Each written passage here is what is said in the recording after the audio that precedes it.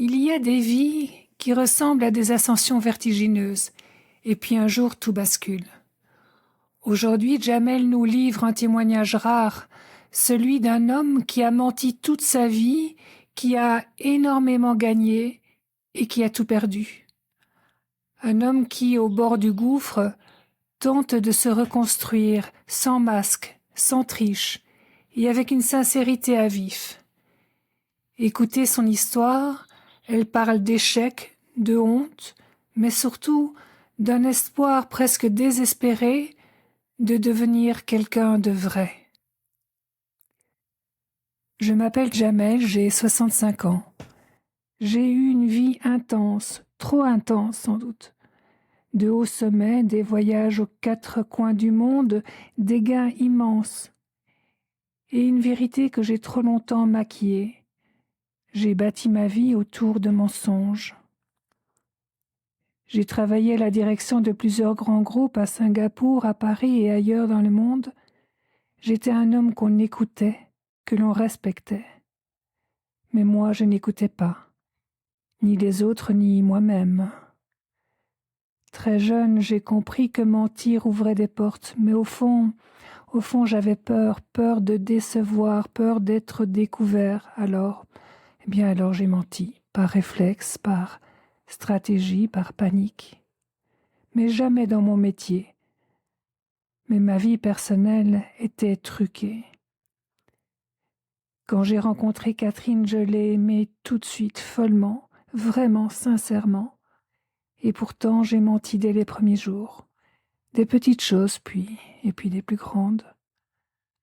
2 ans après notre mariage, pour ne pas la perdre, je lui ai tout avoué d'un bloc.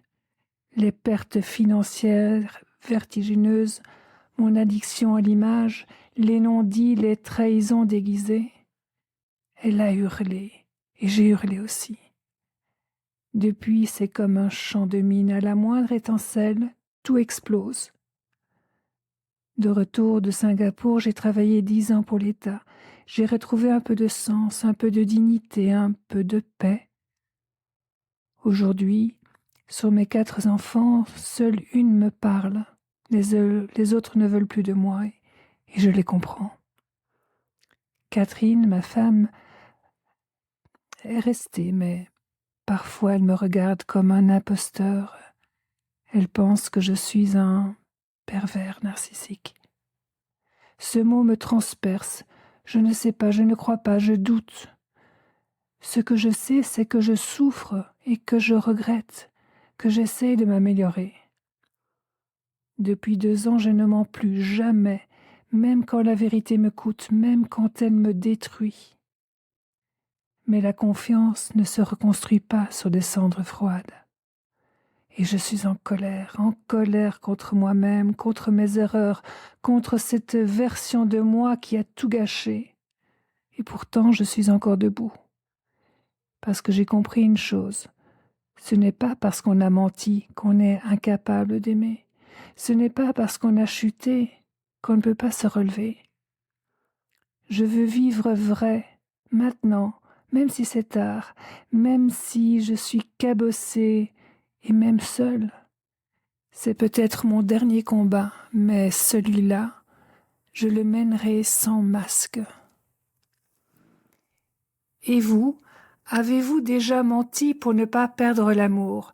Avez-vous déjà senti qu'on vous regardait avec méfiance même quand vous disiez enfin la vérité?